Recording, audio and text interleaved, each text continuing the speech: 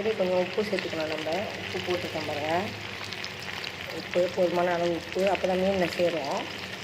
அதுலேயே கொஞ்சம் அஜினமோட்டோ போட்டு வேண்டியதான். அஜினமோட்டோ உப்பு எல்லாம் போட்டு நல்லா பதமாக கிண்டி விட்டுக்குவோம். ஏன்னு கேட்டாக்கா இது பிடிச்ச மீனால் நான் அரைச்சி இஞ்சி பூண்டு விழுது நான் போட்டிருக்கேன் இதில். சரிங்களா? இதோட பேஸ்ட்டு அசம்படை பேஸ்ட்டு போடுறேன்.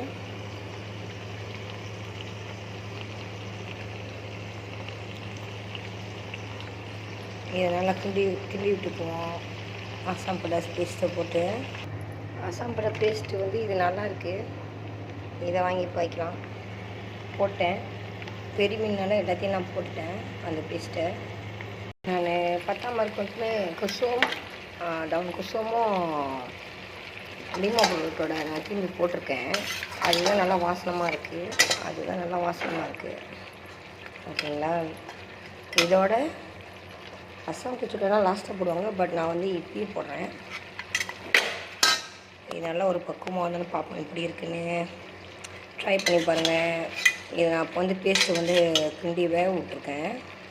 சரிங்களா? இது கொஞ்சம் தண்ணி எடுத்து அது நல்லா வேக வைக்க வேண்டியதான். Try my best. பார்ப்போம் லேட்டு எப்படி இருக்குன்னு அசாம்படாஸ்.